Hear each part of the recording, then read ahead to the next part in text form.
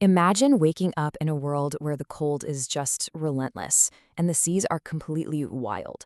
That was the world of the Vikings. And in that world, being called a man wasn't about your age. It was an honor you had to earn every single day.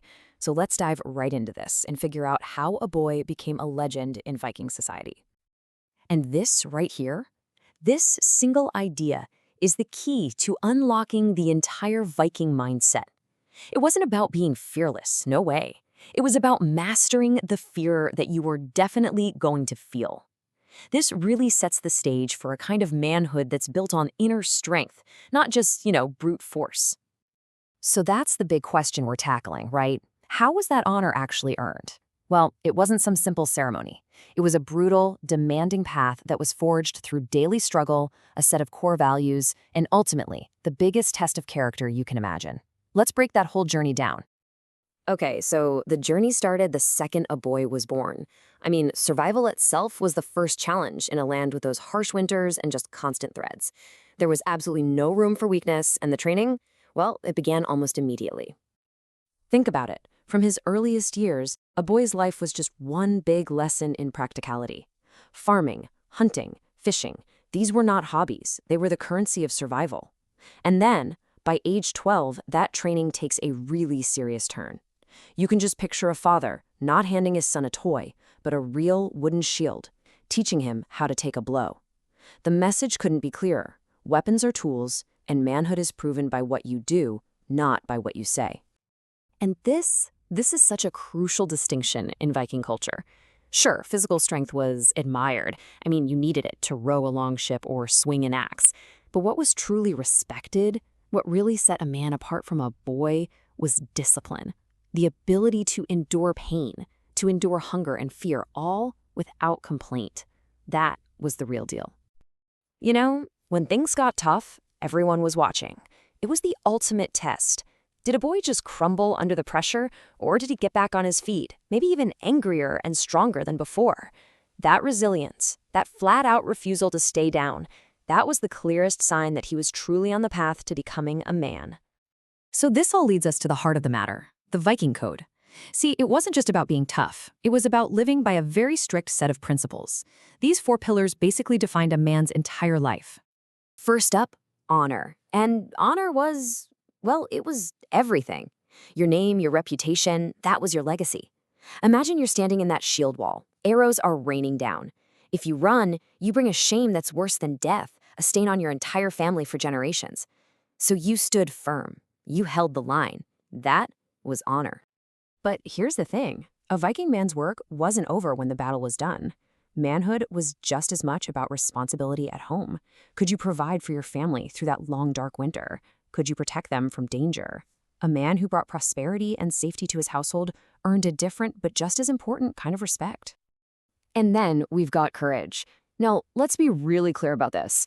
This was not about not feeling fear. It was about sailing into totally unknown waters with no compass and facing that fear head on.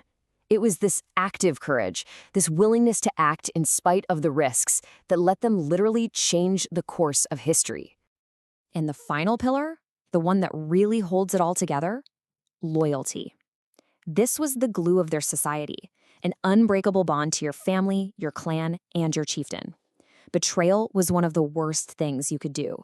This absolute trust and unity is exactly what made a group of Viking warriors so incredibly feared. They fought as one.